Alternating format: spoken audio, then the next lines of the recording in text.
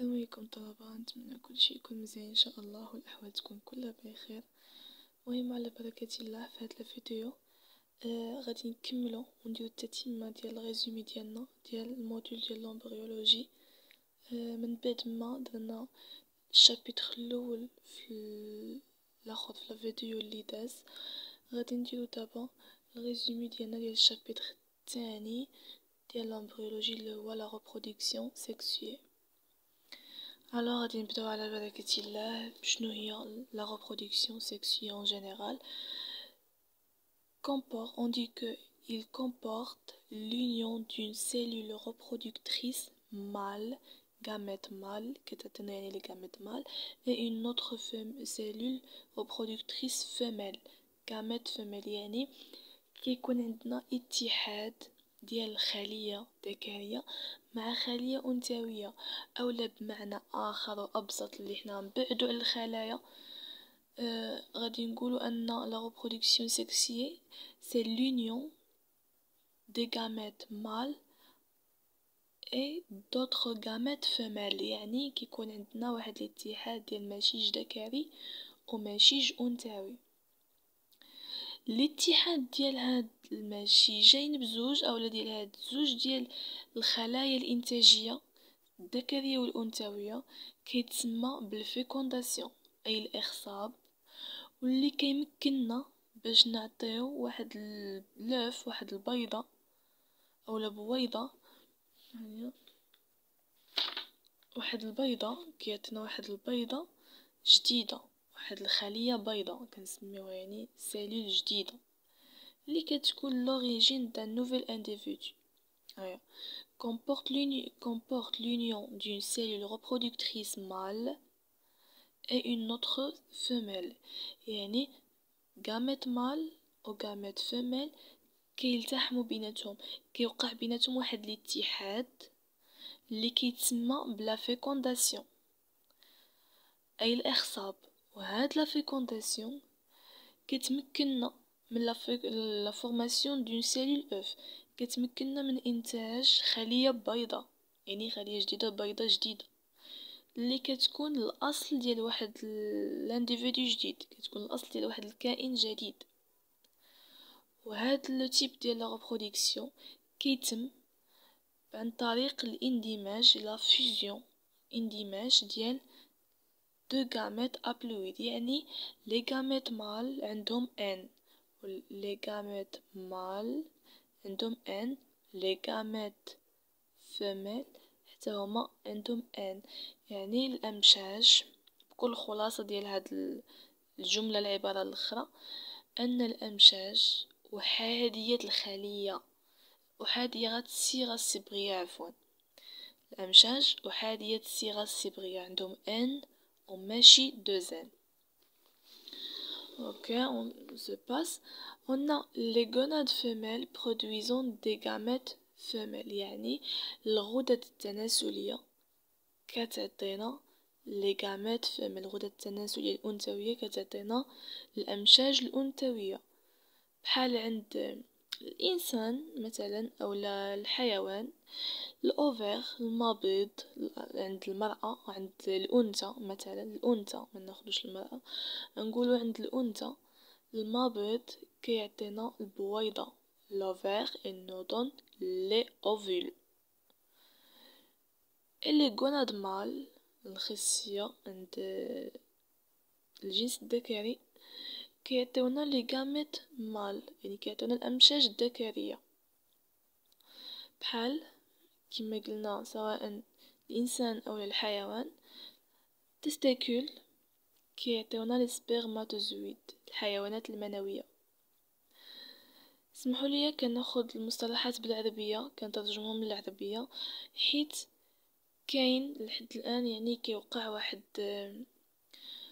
الخلل في اننا كيفاش نميزو ما بين لوفير لوفول وداكشي كيفاش شنو هما عندنا بالعربيه. بطبيعه الحال الا ما فهمتناهمش وما عرفناش شنو هما بالعربيه راه ما غاديش نقدروا نخدموا بهم بالفرنسي. alors ندوزو لا بارتي ديال لي غونوكوريزم et l'hermaphrodisme. البارتي الاولى في الشابيتر ديالنا يعني داكشي كامل اللي دوينا عليه كان غير انتروداكسيون.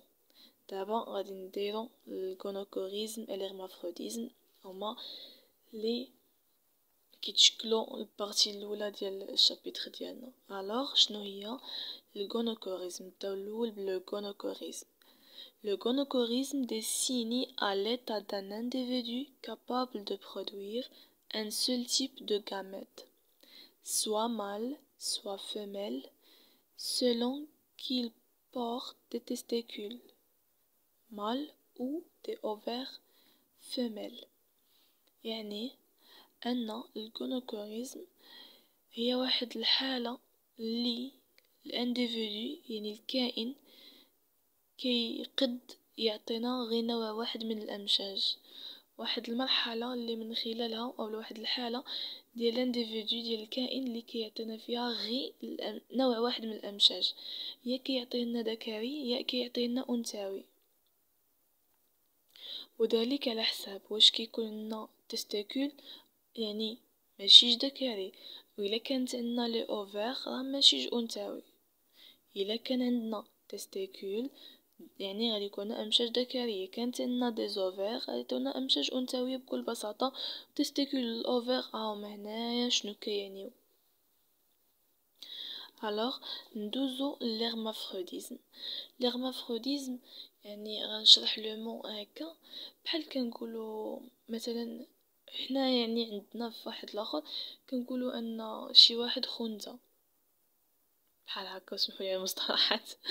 الهرمافروديزم يعني كتعني الخنوثة، شي كائن ثنائي الجنس. هي واحد la forme de la reproduction sexuée qui se caractérise par la présence des deux sexes mâle et femelle. يعني واحد يعني واحد الحالة من ديال لا reproduction sexuée، واحد الشكل من لا reproduction sexuée اللي كيتميز لينا بوجود المشيجين الذكري والأنثوي معا. يعني أن الكائن الحي أو الانديفيدو كتكون عنده القدرة ديال أنه ينتج لينا الأمشاج الذكرية والأمشاج الأنثوية بزوج بيهم من خلال كائن واحد. كيكون عندنا الإنتاج ديال زوج الأنواع ديال الأمشاج ذكرية وأنثوية. يعني l'organisme est capable de produire des gamètes mâles et femelles. وعندنا زوج ديال لي تيب، عندنا دو تيب، l'hermaphrodisme simultané l'hermaphrodisme alternatif. alors غادي نبداو l'hermaphrodisme simultané qui dit que l'organisme possède en permanence les deux sexes de gamètes et le produisant en même temps gamètes mâles et gamètes femelles. يعني أن في هاد الهرمافروديزم سيمultané هاد النوع ديال الكائنات اللي كينتجوا لينا الأمشاج الذكرية والأمشاج الأنثوية من خلال جسم واحد كينتجوهم في وقت واحد، يعني اون ميم طون كيعطيونا تمتم ماشيش ذكري وماشيش أنثوي في دقة واحدة. ما كيبداوش بذكري عادي يمشيو للأنثوي أو لا يمشيو من الأنثوي للذكري، لا كيعطيوهم لنا سيمultanément في نفس اللحظة. هادشي علاش تسمات الهرمافروديزم سيمultané، الكائن كيعطينا أمشاج ذكرية وأمشاج أنثوية في نفس الوقت وفي نفس اللحظة. هاد les organismes اللي كيقدروا يديروا لنا l'hermaphrodisme simultané peuvent avoir des testicules et des ovaires qui sont situés dans différents endroits du corps. يعني ان هاد الكائنات هادو كيكون عندهم تستيكول وكيكون عندهم لوفير في نفس الجسم. كنلقاو التستيكول وكنلقاو لوفير غير هما مركزين لينا، كيتمركزوا لينا في دي بارتي ديفيرونت من لو كور، يعني في دي زوندروا ديفيرونت في اماكن مختلفه من الجسم ديال داك الكائن. غادي ندوزو للهرمافروديزم الترناتيف او لا سكسيسيف واللي هي العكس ديال سيمultané قلنا كيكون عندنا ذكري وانثوي في نفس الوقت، ولكن الهرمافروديزم لا، كيكون عندنا العكس تماما. لي غاميت هنايا في l'alternative les gamètes mâles et les femelles sont produisant en deux temps différents، يعني كيتنتجوا لينا في اوقات مختلفة، وذلك على حسب شكون اللي كيكون عندنا في المرحلة الأولى، واش تستيكول واش لوفير، يعني شكون le temps d'apparition des caractères sexuels كيكون عندنا les gamètes femelles et mâles se produisant en deux temps différents selon le temps d'apparition des caractères sexuels mâles et femelles ني على حساب الوقت اللي كيتنتج فيه شنو كيتنتج الاول واش مال اولا فيميل وغادي نعرفوهم دابا عندنا زوج ديال لي تيب ديال هاد الهرمافروديزم سكسيسيف عندنا هرمافروديزم بروتوندر و هرمافروديزم بروتوجين في الهرمافروديزم بروتوندر كيكونوا عندنا لي غاميت مال كيتنتجوا قبل لي غاميت فيميل. Les organes mâles sont arrivant à maturité avant les gamètes femelles. يعني أنه هاد الكائنات اللي كيديروا هاد الهرمافروديزم سكسيسيف هاد الهرمافروديزم كيبداو في الأول يعني كيتولدوا ذكريين حتى لواحد المرحلة من بعدها كيبقى يرجعوا أنثويين حتى يموتوا يعني كنقولوا لهم كيتزاد ذكري كيتزاد ذكر ويموت أنثى يعني كيبداو ذكريين وكيتسالاو أنثويين عندهم الدورة الحياتية ديالهم كتنقسم لدو بارتي كتبدا ذكرية وكتسالي أنثوية والعكس ديالها عندنا الهرمافروديزم بروتوجين اللي كيكونوا لي زورغان فيميل ماتوريتي افون لي زورغان فيميل يعني هاد الاخر هادو اللي كيديروا الهرمافروديزم بروتوجين الدوره الحياتيه ديالهم كتبدا انثويه وكتسالي ذكريه. غادي ندوزو لا دوزيام بارتي ديال الشابيتر ديالنا اللي هي البارتينوجينيز اللي كيسميوها بالعربيه التوالد العذري. غادي نعطيو التعريف ديالها بطبيعه الحال يعني انا فاش شفت هاد التعريف ديالها واحد هاد التراديكسيون ديالها للعربيه جاتني في شكل صراحه.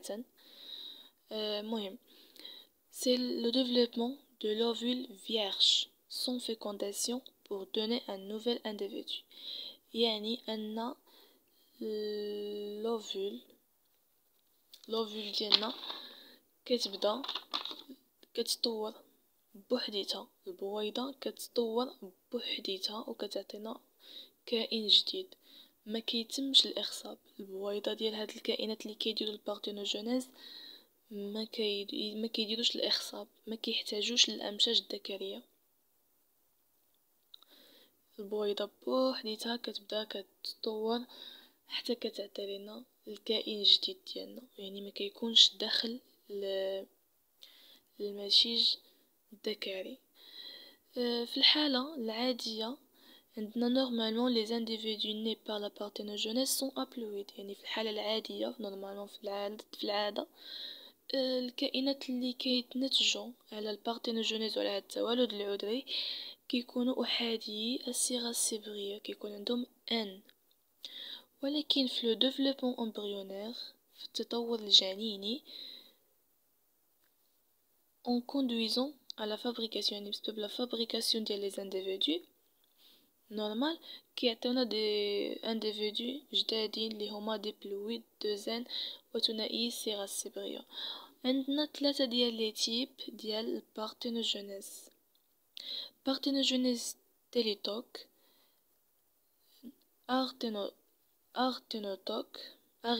ارينوتوك عفوا et deutérotoque.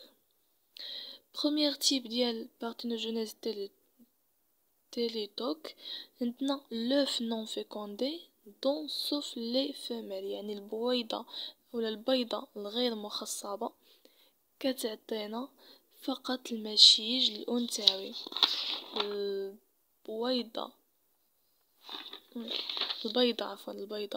البيضة الغير المخصبة كتعطينا غير مشيج أنثوي بحال لي بيسيرون عندنا لي بيسيرون كوم اكزومبل. دوزيام تيب ديال بارتينوجينيز ارينوتوك عندنا لوف نون فيكوندي كتعطينا غير لي مال. تيليتوك كتعطينا لي فيميل البيضة الغير مخصبة كتعطينا غير دي فيميل كائنات أنثوية يعني ماشيج أنثوي. البارتينوجينيز أغينوتوك كتعطينا غير الذكريين، الأمشاج الذكرية فقط، يعني كائنات ذكرية فقط بحال لي أبي. كتجي البارتينوجينيز ديتيروتوك اللي كتجمعهم بزوج وكتعطينا لي دو يعني لي دو تيب دو سكس، لي دو سكس فيميل اي مال، كتعطينا gamètes femelles et gamètes mâles اللي كيعطيونا des individus soit mâles soit femelles. Et عندنا ce type de parthénogenèse, ce type parthénogenèse naturelle existe chez nombre espèces d'invertébrés، يعني كتكون عند مجموعة من اللافقاريات بحال لي موليسك et l'insecte، كتكون حتى عند الفقاريات بحال لي بواسون و لي باكتيري، و كتكون intervient quand les conditions environnementales deviennent difficiles يعني كتكون عندنا كتحدث لينا هاد البارتينوجينيز فاش كيكونوا الشروط المحيطية سهلة. وغادي نساليو الريزومي ديالنا بواحد لا remarque اللي كتقول que quand le parthénogenèse s'arrête ou le contraire, se produisant jusqu'à la naissance des nouveaux individus et en distingue، يعني فاش كتوقف لنا البارتينوجينيز اولا كتم كننتجو حتى لا نيسونس ديال دي زانديفيدو، كنبقاو كننتجو حتى الولاده ديال كائنات جديده. وعندنا زوج ديال ليطا، عندنا دو زيطا دو حالات. كتكون البارتينوجينيز غادي مونتال اولا التوالد العذري البدائي، كيكون ديفلوبمون كيوقف، يعني النمو والتطور كيوقف فواحد المرحله اللي مبكره بزاف. لو ديفلوبمون ديال لانديفيدو كيوقف il s'arrête à un stade plus ou moins précoce، يعني مبكر النضج، كيكون عندنا واحد لانديفيدو مبكر النضج حيت النمو ديالو كيوقف قبل الوقت. كيكون عندنا بارتينوجينيز اكسيدونتال عرضي، كيكون لو ديفلوبمون نورمال، يعني التطور كيكون النمو كيكون طبيعي و سيكسيي. ولكن البارتينوجينيز peut également intervenir، يعني كتعطينا سوا دي femelles soit des mâles، يعني كتكون عندنا في البارتينوجينيز اكسيدونتال سوا بارتينوجينيز تيليتوك سوا دوتيروتوك، سوا مال عفوا سوا اغينوتوك، هنايا اغينوتوك. على كل هنايا انتهيت من الريزومي ديالي، ونتمنى يكون الشرح واضح ومفهوم، وان شاء الله الى قدر الله اننا نكون فيديو جديد ان شاء الله، ويكون فيديو وريزومي جديد، وبالتوفيق للجميع.